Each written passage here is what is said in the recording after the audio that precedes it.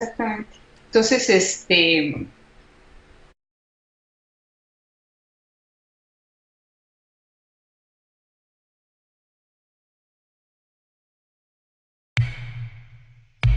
Eso es Nonsense en Radio Anglo. ¿Qué pasó, raza? Buenas tardes. English, motherfucker, do you speak it? Nonsense. Are you fucking insane?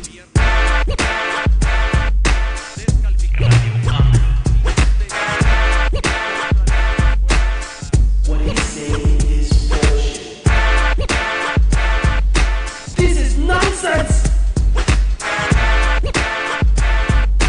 ¿Dónde escuchaste esa pendejada? Nonsense. You lie. Nonsense. You're a smart motherfucker, that's right.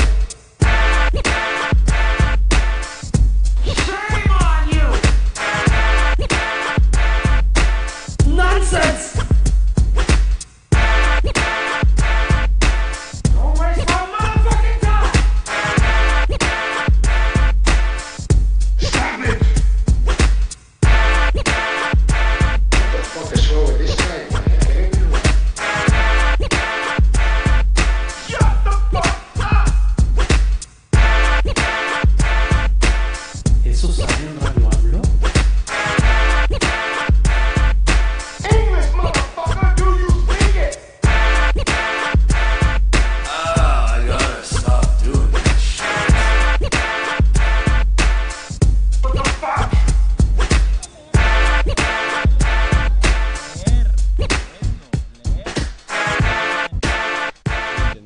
Shut up! Shut up! Shut up! English, motherfucker, do you speak it? Bienvenido a Nonsense. Comenzamos. Radio AMLO. Be able to build and boost a policy of comprehensive development on the territory, where the investment in infrastructure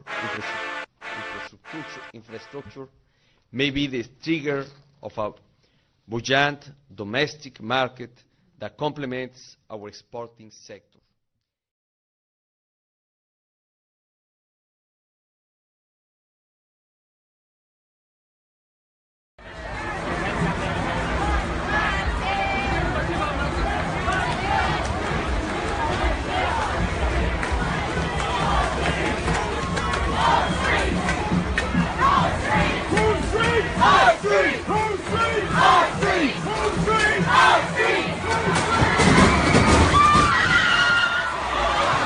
Holy shit!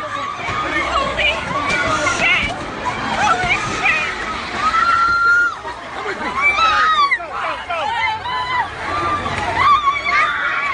Oh my god! Those cars just ran down all of these people. Those cars just mowed down all of these people.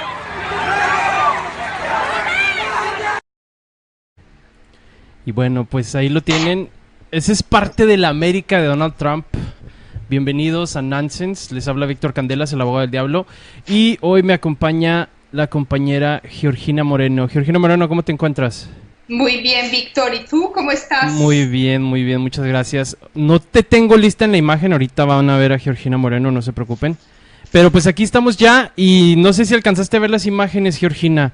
No, que no son- alcancé, Víctor. No. Bueno, pues es terrible, es un videíto así cortito de unos cuantos segundos donde vemos cómo había una protesta, era una combinación de protestas, ¿no? Una marcha a favor de la supremacía blanca y la otra parte era gente protestando en contra de esta marcha a favor de la supremacía blanca. O sea, hay dos situaciones ahí que se pusieron muy tensas allá en Charlottesville. Y le digo yo, la América de Donald Trump, obviamente, porque ya sabíamos que gente supremacistas blancos han existido desde hace muchos años, ¿no?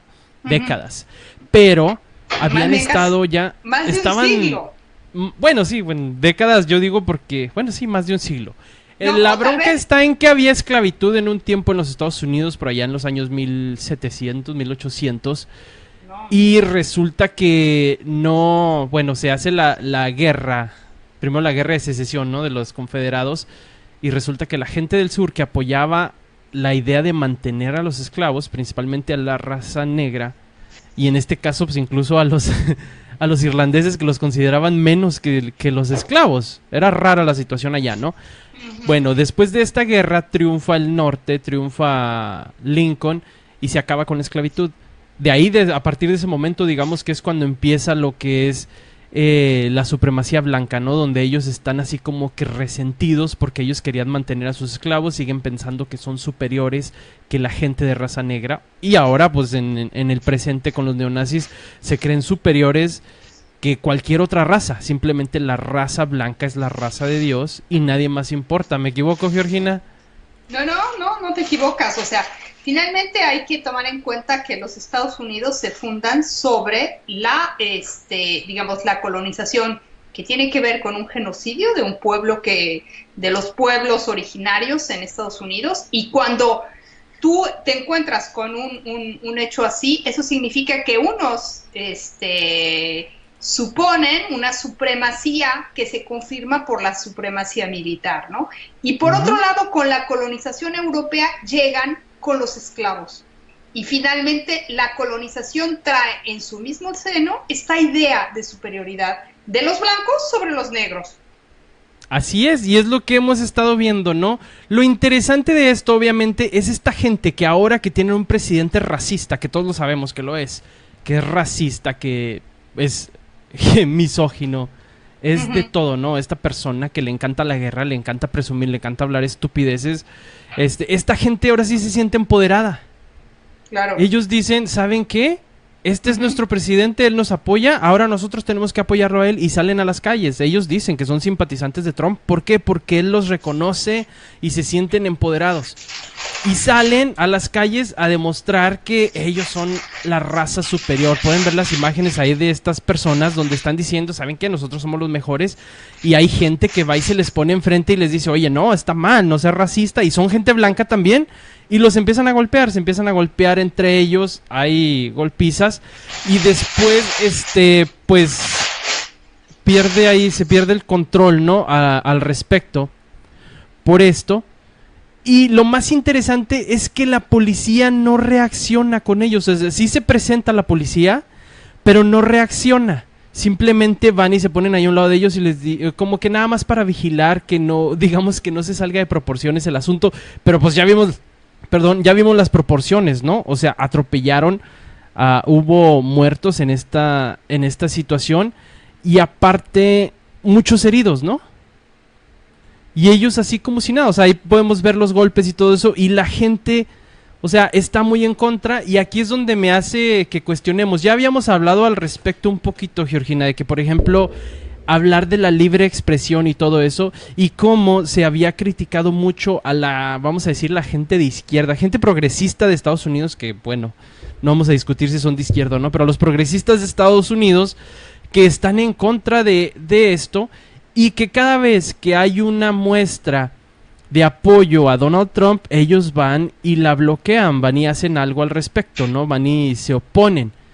Y decían muchos, ¿cómo nosotros no vamos y les protestamos cuando ustedes salen a apoyar a quien ustedes apoyen?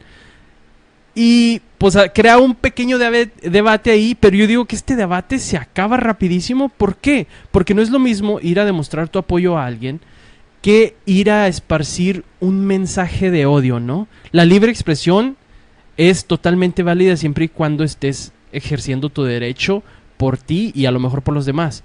Pero cuando tu mensaje es un mensaje de odio, un mensaje que incita a la violencia, un mensaje que te dice, que le dice a la gente que tu raza es la única buena y todos los demás deben morir, pues ese no es un mensaje que se debería permitir que exista, ¿no? Y por eso yo digo que se justifica que aquellas gentes que están en contra del racismo, en contra del nazismo, que en contra del antisemitismo, todo esto, salgan a las calles. Estos hombres celebraban el hecho de que ahora ya pueden salir a las calles según ellos. ¿Por qué? Porque tienen un presidente, Donald Trump, que básicamente los apoya. ¿Cómo ves, Georgina? Bueno, sí, Víctor, o sea, es evidente que se sienten, digamos, fortalecidos por la llegada de Donald Trump a la presidencia de los Estados Unidos. Pero también eso es parte de un movimiento más amplio en los Estados Unidos de superconservadurismo. Eso ya lo habíamos visto desde las elecciones anteriores con los Tea Party, ¿no? Que salieron a la luz y que sin ningún complejo iban y decían todas las tonterías en las que creen, y que poco a poco ese discurso de odio fue tomando cada vez más espacio hasta convertirse en el único discurso de la derecha. Es decir, Donald Trump logró imponer ese discurso clasista, racista, misógino,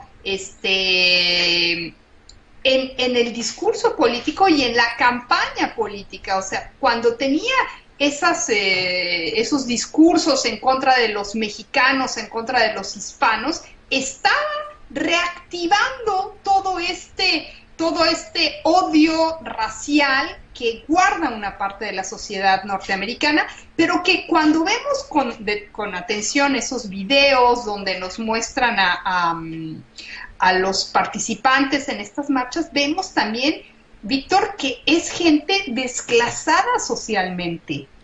No se trata de los notables de Charlottesville, ni de la gente, digamos, decente. No, ves, son pura gente, no tengo nada contra los tatuajes, pero los ves, ¿no? Así barbudos, con los tatuajes, que como que se la pasan, y medio entre hipiosos y neonazis, que no sabes bien, pero claramente estás frente a gente que está desclasada socialmente. Y de ahí también ese odio a todos aquellos que finalmente con el esfuerzo y tal, presuponen que les están quitando el lugar, ¿no? Correcto, eso es lo que vemos ahí. Oye, cuando hablas de los tatuajes, totalmente de acuerdo. Yo no estoy en contra de los tatuajes, me gustan los tatuajes. No tengo uno, pero he planeado muchas veces hacérmelo y nada más no me animo. Pero, o sea, no se trata del tatuaje en sí, se trata del mensaje detrás del tatuaje, ¿no?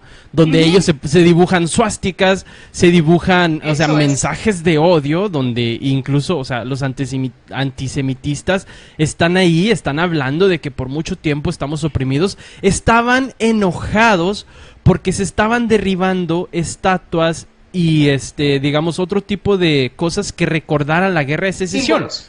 Ajá, todos estos símbolos donde se decía, o sea, no podemos tener en la historia algo bueno para recordar a gente que quería esclavitud, a gente que estaba de acuerdo en tratar a seres humanos como basura, de tratarlos, ahora iba a decir como animales, pero ni siquiera como animales, o sea, porque no he visto gente que trate así tanto a los animales, digamos, como si fuera algo cultural.